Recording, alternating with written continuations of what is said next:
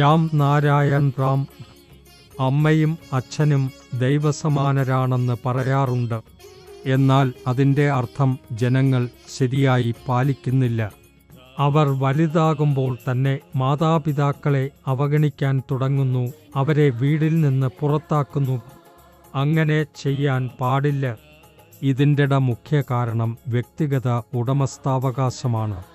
ഭൂമിയിൽ നിന്ന് വ്യക്തിഗത ഉടമസ്ഥാവകാശം ഇല്ലാതാക്കാനായാൽ മിക്ക പ്രശ്നങ്ങൾക്കും സ്വാഭാവികമായി പരിഹാരം കണ്ടെത്താം. ഇന്ന് ഭൂമിയിൽ നിലവിലുള്ള മനുഷ്യനിർമ്മിത വിദ്യാഭ്യാസ സംവിധാനം ശരിയല്ല. അതിൽ ഗുരുകുല വിദ്യാഭ്യാസം ഇല്ല, പ്രകൃതിധർമ്മം ഇല്ല, പ്രകൃതിയിൽ അധിഷ്ഠിതമായ വിദ്യാഭ്യാസം ഇല്ല. അങ്ങനെ യാതൊരു നല്ല കാര്യങ്ങളും ജനങ്ങൾ എങ്ങനെ പഠിക്കും?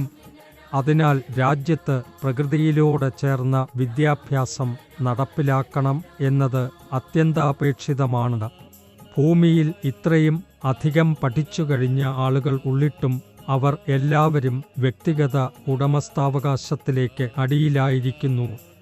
അതിനാലാണ് ഇന്നും നിരവധി പേർ വിശപ്പോടെ കഴിയുന്നത്, വിശപ്പോടെ ഉറങ്ങുന്നത്. എല്ലാവർക്കും സമാനമായ വിദ്യാഭ്യാസവും ആരോഗ്യ സേവനവും ലഭ്യമല്ല.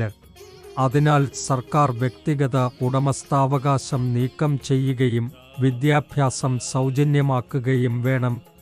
അങ്ങനെ ചെയ്താൽ എല്ലാവരും ബുദ്ധിമാന്മാരായിരിക്കും. ആരാണ് സത്യവാനെന്നും ആരാണ് ഭ്രാന്തൻ എന്നും തിരിച്ചറിയും. ഈ ഭൂമിയിൽ ജനിക്കുന്ന എല്ലാ മനുഷ്യരും കരയോടെയാണ് ജനിക്കുന്നത്. ആരും തങ്ങളുടെ മതത്തിൻ്റെ പേരിൽ ജനിച്ചിട്ടില്ല. അതിനാൽ എല്ലാവരോടും അപേക്ഷ പരിഹാരമാർഗം സ്വീകരിച്ച് മുന്നേറുക. നിങ്ങൾ പ്രകൃതിയുടെ വഴി സ്വീകരിക്കണം. നിങ്ങൾ പ്രകൃതിയിൽ നിന്ന് കിട്ടിയ ഭക്ഷണം കഴിക്കുന്നു, പ്രകൃതിയിൽ നിന്നുള്ള ഓക്സിജൻ ശ്വസിക്കുന്നു, പ്രകൃതിയിൽ നിന്നുള്ള ഭൂമിയിൽ താമസിക്കുന്നു. നിങ്ങൾക്കൊരിക്കലും പ്രകൃതിയും ഭൂമിയും നികുതി ആവശ്യപ്പെട്ടിട്ടുണ്ടോ? നിങ്ങൾ ഒരിക്കലെങ്കിലും മരങ്ങളും സസ്യങ്ങളും എതിർക്കുന്നത് കണ്ടിട്ടുണ്ടോ?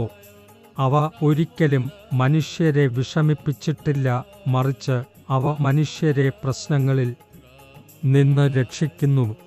ധർമ്മം കൊണ്ട് തന്നെയാണ് നമ്മുടെ ശരീരം ഉണ്ടാകുന്നത്.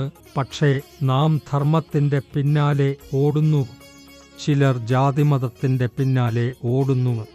ധർമ്മം പിന്തുടരാതിരിക്കുക, പ്രകൃതിയെ പിന്തുടരുക.